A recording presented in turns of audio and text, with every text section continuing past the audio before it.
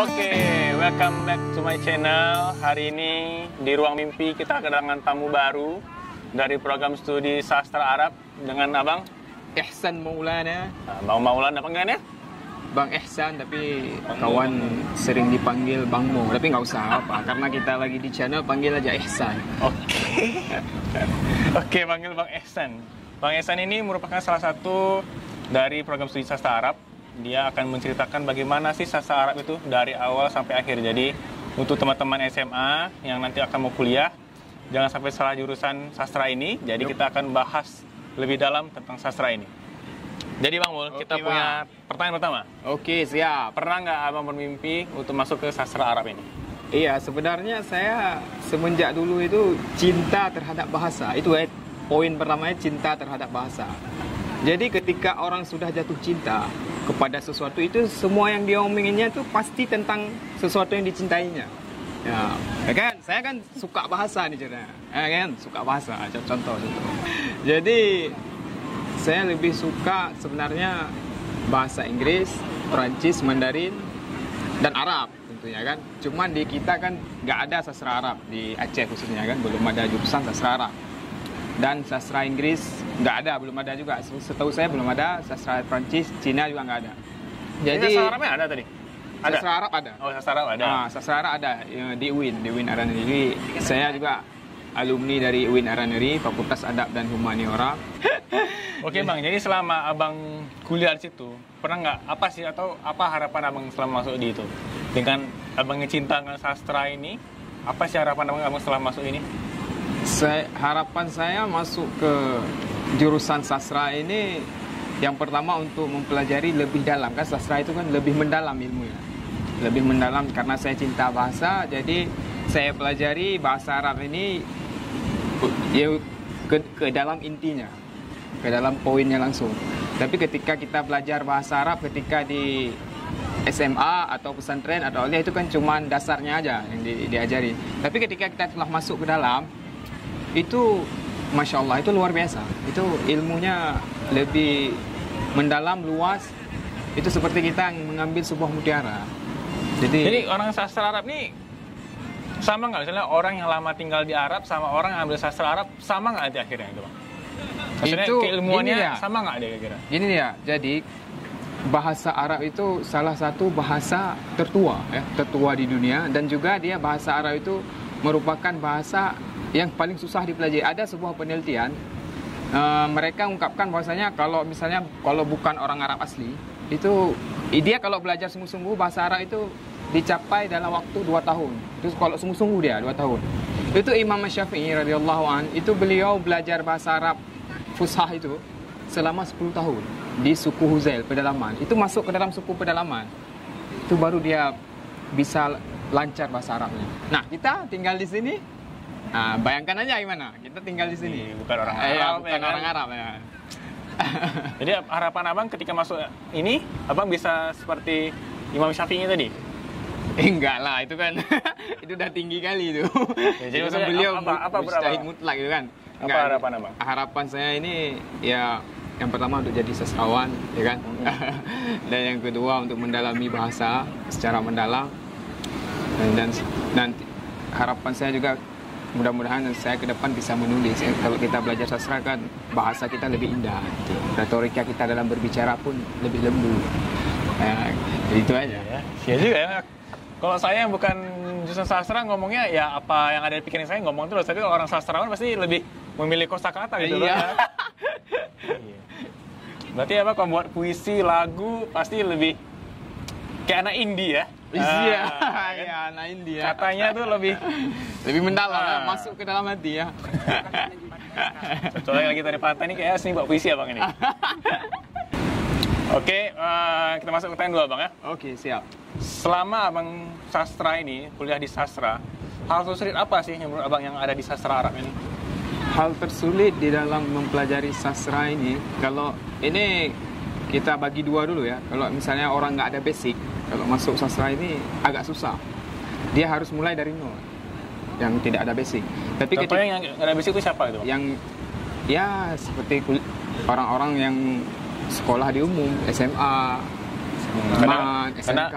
Karena Orang ini ya, ini kan apa tuh jam pelajarannya sedikit gitu Bang. ya, jam pelajaran di bahasa Arab itu kan sedikit kali orangnya. Jadi ketika orang ini masuk nanti ke prodi sastra Arab, ini agak bingung, agak susah dikit. Nah, jadi panik orang ini. Jadi jantungan lah, ini jantungan pula orang ini. Jadi harus belajar dari nol, jadi harus ekstra belajar. Ada juga kawan saya ini yang dari SMA juga, dari MAN, itu rata-rata orang ini nggak bertahan. Cuman ada satu orang yang bertahan, ada kawan yang bertahan, dia sungguh-sungguh dia belajar. Insya Allah. Nah, yang kedua itu, tadi kan yang pertama. Yang kedua itu emang udah ada basicnya. Kalau orang udah ada basic itu, insya Allah mudah. Tinggal dia memperdalamnya aja ilmunya itu. Yang sudah ada diperdalam, karena kesastraan. Diperdalam itu belajar nanti syair Arab jahiliyah, mu'allaqat. Mu'allaqat itu yang ada tersusun di atas Ka'bah itu syair itu. Said bin Sabit, macam-macam itu ada syair. Jadi apa sih yang menurut Abang paling susah maksudnya? Apakah tata bahasanya atau cara menulis kata-katanya? Iya, yang pertama itu tata bahasa Arab itu kan banyak kali. Ini secara keseluruhan ya, mau Iya, dia dari yang ada basic apa nggak basic. Yang menurut Abang lah, yang paling sulit selama Abang belajar, mata pelajaran apa misalnya gitu? Yang paling sulit itu bagi saya itu Naqdul Adab. Itu ada nusus adabiyah. Naqdul Adab itu kritik sastra. Itu lumayan sulit juga ya, karena kita kan bukan orang asli Arab gitu kan. Kita lihat tulisan sastra mereka juga agak-agak bingung sedikit kalau kita belum ini ya, belum sepenuhnya ada ilmunya gitu kan. Nah, itu aja yang susah. Jadi kritik Arab itu kita mengkritik orang Arab atau gimana? Enggak, dia gini, Naqdul Adab itu kritik sastra itu dia ada yang namanya nanti pengarang itu sastrawan itu Al-Udaba namanya kan. Kalau dalam bahasa Arab Udaba. Itu sastrawan itu kan penulis sastra ini. Sastranya contohnya macam Said bin Sabit itu syair-syair untuk ar-rasa ila Rasulullah gitu kan, syair-syair untuk memuji Rasulullah. Itu kita lihat nanti ada buhurnya, istilahnya rumus dalam syair. Ini ada buhur itu. Ada rumus matematika tadi. Bukan. Nah, itulah agak susah dikit. Dia ada rumusnya. Nanti untuk merumuskannya kita hafal rumusnya. Setelah kita hafal, kita lihat syairnya. Apakah cocok dengan rumusnya? Macam matematik. Jadi subjek, predikat, objek gitu ya. Oh, gitu ya. Berarti itu lebih ke retorika bahasanya, lebih ke gramatikal bahasanya. Itu dia ada ilmu nanti, ilmu gramatika itu seperti nahu, saraf, balaghah. Balaghah itu cakup lagi dia badi, bayan, ma'ani. Nah, itu harus dipelajari semua. Banyak. Saya basicnya SMA. Nah, jadi banyak pas dijelaskan dipelajari. bingung juga apa gitu ya kan. Ya. Menurut Abang, kenapa anak-anak SMA ini harus pilih jurusan ini atau yang ya setara dengan SMA lah ya? Oh, iya. Mau dia dari pesantren atau MAN. Nah, kenapa orang harus pilih sastra menurut Abang? Orang ini kalau jurusan ini saya kira cocok juga buat orang ini ya. Kalau saran saya ini kalau dari SMA itu pasti mereka kalau masuk jurusan sastra Arab ini niatnya sudah pasti sungguh-sungguh. Nggak mungkin setengah-setengah. Mungkin ini suruh orang tua Bang. Gimana? Disuruh orang tua? Bisa disuruh orang tua. Nah, kau mesti jadi ulama. Kau belajar bahasa Arab. Kau pelajari kitab kuning. Nggak mau anaknya rupanya. Nanti dia insya Allah mau sendiri dia. Insya Allah nanti dia akan dilihat kalau udah dapat zoknya, rasanya itu, keindahan bahasanya, pasti dia suka sendiri. Kan banyak juga orang-orang yang nggak suka pertama, macam orang dipaksa nikah lu. Kan banyak juga, ujung-ujungnya jatuh cinta juga, ya kan? Abang ini kalau sastra ini ngomongnya lebih banyak dia, lebih maksudnya banyak kosakata, jadi dia milih kata pun mensinkronkan tuh bisa dia. Kenapa Bang masuk sastra aja dulu ya? Iya. Terus Bang, Iya. ketika Abang milih jurusan ini, Iya. harapan apa sih yang menghadapkan di masa depan nanti Abang ketika udah tamat sastrawan ini? Harapan saya dan cita-cita yang belum saya capai selama saya selesai ini, ingin menulis buku. Saya suka juga, pengen juga menulis buku Dengan bahasa Arab? Enggak, bahasa Indonesia aja. Nanti kita ambil referensinya dari Arab, boleh kan? Oh, gitu. Kita translate ke bahasa Indonesia, kita tulis nanti. Kayak adaptasi gitu Bang ya? Itu cita-cita saya itu. Jadi Abang pengen jadi penulis setelah ya. menjadi sastrawan ini Bang ya? Yang dari SMA kan banyak juga yang suka menulis. Itu kan termasuk juga ke sini. Sastra bahasa Indonesia dia. Iya, sastra Arab bisa juga. Enggak apa-apa. Nah, tapi sekarang Bang, Iya. buku itu udah jadi e-book semua sekarang. Oh ya. Oh ya, Apakah betul. menurut Abang bisa nggak sih mempengaruhi dari sastra ini? Itu kan e-book ini istilahnya untuk mempermudah. Dia e-book ini juga bisa digunakan bagi orang yang kayak saya juga yang kurang mampu gitu kan. Bisa bermodalkan HP aja satu, insya Allah itu berguna kali e-book. Bagi saya itu mantap itu kan e-book. Berarti itu mempermudah lah Bang. Mempermudah, lebih mempermudah. Nah, nih. Buku sekarang kan mahal.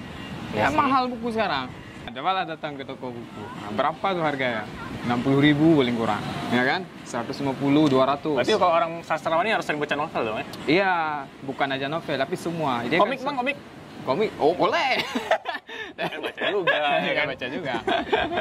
Berarti kalau sastra ini dia emang intinya harus banyak membaca. Harus ya? banyak membaca. Dia atas nama sudah di label dengan titel sastrawan itu kita harus banyak membaca. Karena julukan sastra itu kan banyak orang bilang ya kan, katanya ya, kutu buku katanya. Karena baca aja lah ya. Ya, baca aja. Kerjanya kan baca-baca gitu. Oke Bang, ini masuk pertanyaan terakhir. Ya. Jadi kan banyak sih teman-teman kita yang mungkin keadaan ekonomi lagi kurang, yang akhirnya takut untuk masuk kuliah. Iya. Nah, menurut Abang, untuk kuliah itu apakah harus hanya orang mampu? Enggak, menurut saya kuliah itu bisa untuk semua kalangan. Karena sekarang di negeri kita ini kan udah banyak beasiswanya. Contoh lagi kita bilang LPDP. Itu satu beasiswa yang bisa kalian akses itu LPDP, seperti BPSDM. Untuk Aceh ini kan ada BPSDM, LPDP, Jarum dan lain sebagainya. Itu kan bisa diikuti. Itu, Nggak perlu itu takut, bukan kan? alasan, bukan alasan. Itu bukan alasan. Itu ada sebuah pepatah itu yang mantap kali itu di pesantren banyak itu diajarkan, malah ditempel di dinding-dinding itu. Ijtihad wala taksal wala takun ghafilan fanadamatul uqba liman yatakassan. Itu saya ingat. Artinya Bang, saya kurang paham Bang. Artinya itu kurang lebih seperti ini. Bersungguh-sungguhlah dan janganlah kalian malas. Karena malas dan tidak sungguh-sungguh itu adalah penyesalan bagi orang yang suka rebahan. Orang suka rebahan itu Itu merupakan suatu ya, ini itu ya, motivasi. motivasi kita ya, pegangan kita Pegangan ya. itu. Jadi kalau misalnya lagi Jangan ngemas, ngeluh, itu nggak usah ngeluh, nggak ada dana itu jangan ngeluh. Berusaha. Banyak jalan, insya Allah. Oke Bang, kita sampai ke session terakhir. Oh iya, oke. Pertanyaan terakhir kita, tolonglah Abang berikan petuah untuk adik-adik kita, Oh, kata-kata iya. semangat. Jadi ketika mereka ngambil jurusan, nanti pas akhirnya mereka menyerah, maka apa sih yang harus diingat dari awal pas dia masuk kuliah itu? Dia motivasinya kuliah itu dia yang pertama itu manajemen waktu, memanage waktunya yang baik ya kan. Banyak sekarang kita lihat anak kuliah itu kurang bisa memanage waktu, buang-buang waktu dan ujung-ujungnya nggak selesai. Kan itu yang bahaya. Main game, Intinya kan itu yang bahayanya.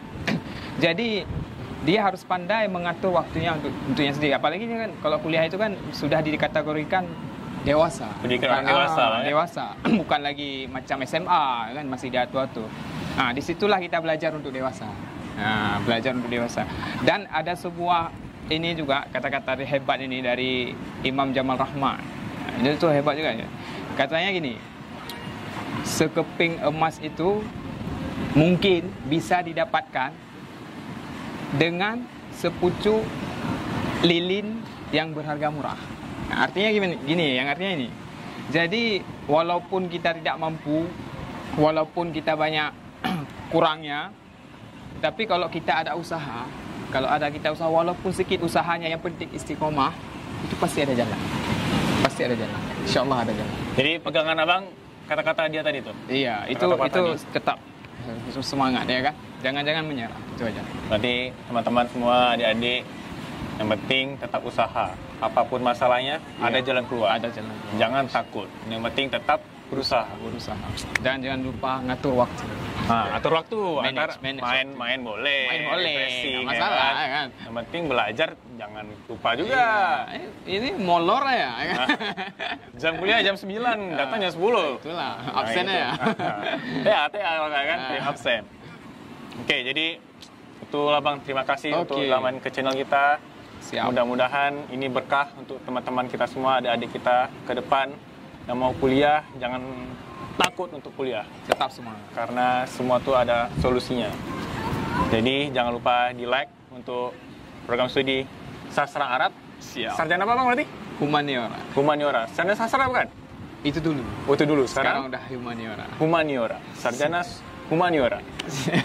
Oke, jangan lupa di like untuk ini dan semangat untuk kita semua. Assalamualaikum warahmatullahi wabarakatuh. Waalaikumsalam.